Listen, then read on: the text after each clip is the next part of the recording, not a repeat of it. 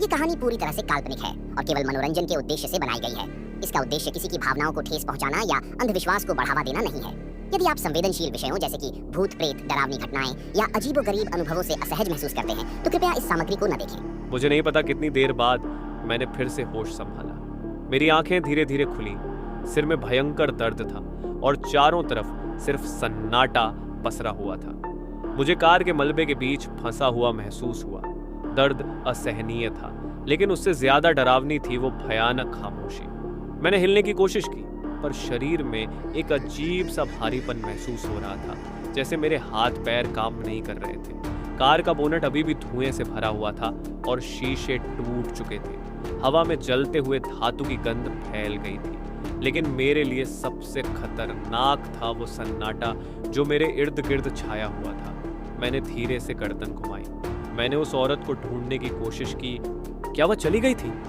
क्या ये सब मेरे दिमाग का खेल था? पर फिर उसकी ठंडी भयानक हंसी एक बार फिर हवा में गूंजने लगी। तुम अब अकेले नहीं हो। उसकी आवाज एकदम से पास आई, जैसे वह मेरे कान के ठीक पास खड़ी हो। मैंने पूरी ताकत लगाकर खुद को कार से बाहर निकालने की कोशिश की। खिड़की का शीशा पहले ही टूट चुका था, जिससे मैं धीरे धीरे बाहर रेंगने लगा। बाहर की हवा में हल्की ठंडक थी, लेकिन मेरे शरीर पर दर्द के अलावा और कुछ महसूस नहीं हो रहा था। मैंने खुद को घसीटते हुए सड़क के किनारे तक पहुंचाया। घुटनों के बल बैठा, सांसें तेज हो रही थीं। पर तभी मैंने देखा सड़क पर कोई और भी था। दूर अंधेरे में एक और कार खड़ी थी। उसके हेडलाइट्स मेरी दिशा में चमक रहे थे, लेकिन उसमें बैठा व्यक्ति हिल नहीं रहा था। मैंने ध्यान से देखा, कार का दरवाजा खुला था और उसमें एक आदमी बेजान सा बैठा था। उसकी आंखें खुली थीं, लेकिन उनमें कोई हरकत नहीं थी। मैंने घबराते हुए पास जाने की कोशिश की, ये समझने के लिए कि आखिर ये क्या हो रहा है। पर जब मैं उस कार के करीब पहुंचा, तब मेरी रूह कांप गई। मेरी ही शक्ल, मैं उस कार के अंदर बेजान पड़ा हुआ था।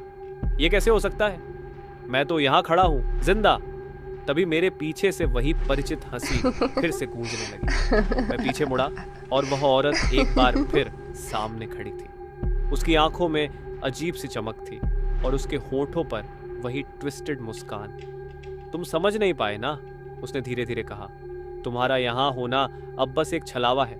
तुम पहले ही जा चुके हो।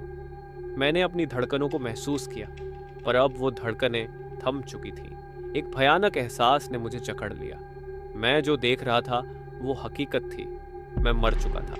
उस औरत ने धीरे से अपना हाथ मेरी तरफ बढ़ाया। अब चलो, हमारे पास बहुत समय है। मेरा शरीर हिलने से इनकार कर रहा था, परंतु मैं जानता था कि अब कुछ नहीं बचा।